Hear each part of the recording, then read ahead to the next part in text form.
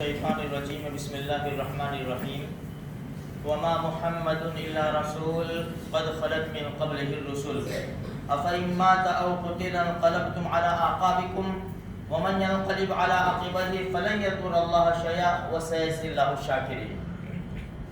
دیکھو اس دنیا کے اندر غم کے دن بھی بہت آئے، ایک غم کا دن ایسا آیا نہ اس سے پہلے کبھی وہ ایسا دن آیا تھا نہ اس کے بعد کبھی آئے گا قیامت تک۔ وہ دن ہے نبی کریم صلی اللہ علیہ وسلم کا دنیا سے پردہ فرمانے کا دن۔ بڑا غم کا دن تھا، یہاں تک کہ در و دیوار بھی رو پڑے، جانوروں نے کھانا چھوڑ دیا۔ ہمارے نبی کے خود کا ایک جانور یافور گدھا تھا، اس نے ہمارے نبی کا جب پتہ چلا کہ دنیا سے پردہ فرما گئے، اس نے خود نے 2-3 دن تک کھانا چھوڑ دیا اور بعد میں ایک کنویں کے اندر چھلانگ لگا کر اپنی جان دے دی محبت میں، کہ جب میرے آقا نہیں رہے تو پھر میرا جینے کا کیا مطلب ہے۔ اتنا بڑا غم کا دن تھا یہ ہمارے نبی کا جب دنیا سے پردہ فرمایا، بہت بڑا غم کا دن۔ ہوا کیا تھا اس دن؟ ہوا، ہم تو نہیں تھے، ہم تو عالم ارواح میں تھے، 1400 سال پہلے کی بات ہے۔ ہمارے نبی امی عائشہ رضی اللہ تعالیٰ عنہ کے حجرہ میں تشریف فرما تھے۔ جب وقت آیا اللہ سے ملنے کا تو جبریل آئے اور اسرائیل بھی آئے۔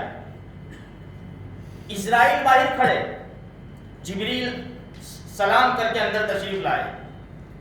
جبریل نے کہا، اے اللہ کے پیارے نبی، وہ اسرائیل موت کا فرشتہ باہر کھڑا ہے، آپ سے اندر آنے کی اجازت مانگتا ہے، اور اے اللہ کے نبی، آپ سے پہلے کبھی اس فرشتے نے کسی سے اجازت نہیں مانگی اور آپ کے بعد قیامت تک کسی سے اجازت نہیں مانگے گا۔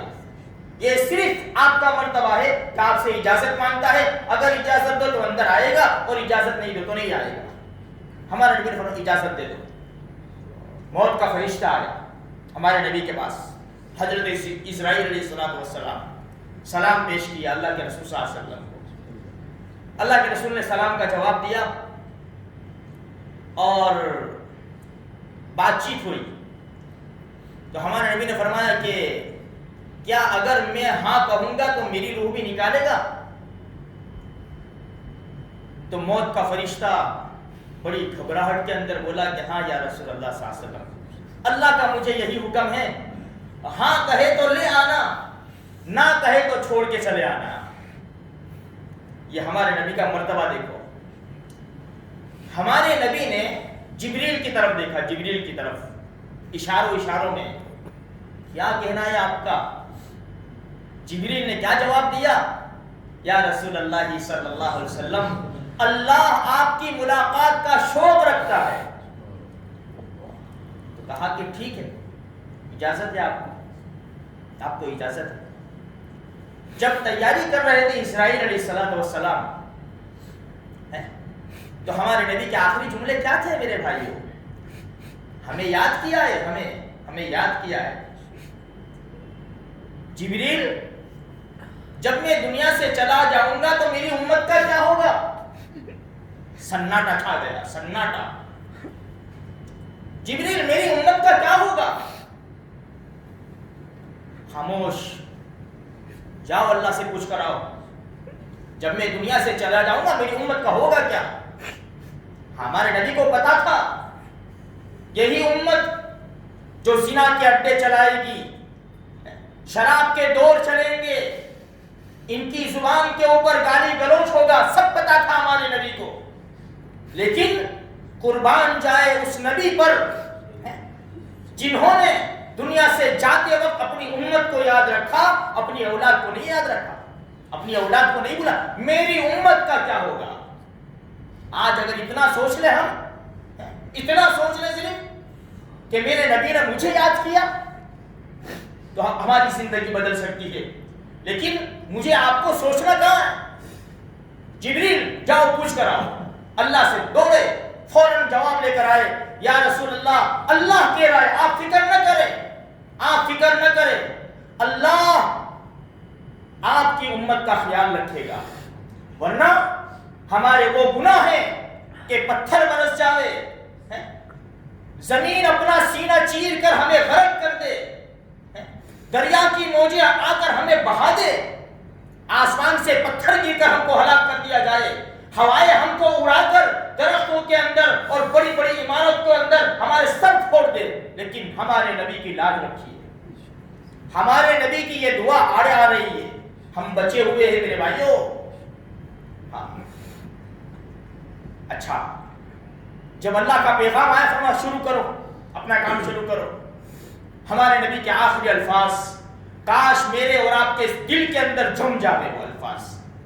ہمارے نبی کے آخری الصلاۃ الصلاۃ وما ملکت ایمانکم، لوگوں نماز نماز اور تمہارے ماتحت جو کام کرنے والے ہیں ان کا خیال رکھنا، یہ ہمارے نبی کے آخری الفاظ تھے۔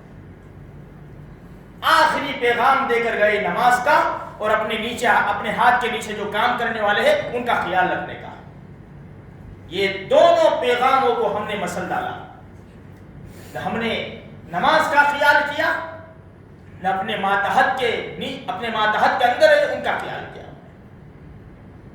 ہمارے نبی جب دنیا سے پردہ فرما گئے، عمر ابن خطاب کی حالت تو دیکھو، تلوار لے کر گھوم رہے ہیں، ننگی تلوار لے کر، کوئی صحابی ادھر رو رہا ہے، کوئی صحابی ادھر رو رہے ہیں، دیواروں سے سر لگا کر دیواروں سے سر لگا کر کوئی ادھر رو رہا ہے، کوئی کسی کو ہوش نہیں ہے کہ ہو کیا گیا ہے۔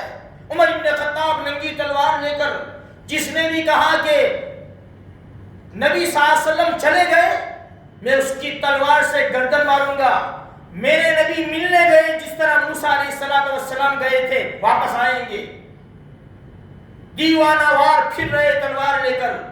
ابو بکر صدیق رضی اللہ تعالیٰ موجود نہیں تھے، کسی اور گاؤں میں گئے تھے اپنی بیوی سے ملنے کے لیے، وہ آئے تشریف لائے، سب سے پہلے امی عائشہ ان کی بیٹی حجرے میں تشریف لے گئے، ہمارے نبی کے چہرے سے کپڑا ہٹایا، نبی کے چہرے کو بوسہ دیا اور فرمایا اللہ آپ پر رحم کرے، آپ پر دو غم اللہ نہیں ڈالے گا۔ پھر سیدھا کپڑا ڈھانپا، منبر کے اوپر تشریف لائے، خطبہ دیا اور یہی آیت کریمہ پڑھی، وما محمد الا رسول قد خلت من قبلہ رسول، کہ محمد صلی اللہ علیہ وسلم کون؟ اللہ کے رسول تھے، ان سے پہلے بہت سے رسول گزر گئے۔ افئن مات، اگر وہ دنیا سے پردہ فرما جائے، او قتل، یا دشمن ان کو شہید کر دے، انقلبتم علی عقبیہ، کیا تم اپنی ایڑیوں کے بل پیچھے لوٹ جاؤ گے؟ ومن ينقلب على عقبیہ فلن يضر اللہ شیئا، جو اپنی ایڑیوں کے بل پیچھے لوٹ جائے گا اللہ کا کوئی نقصان نہیں کرے گا۔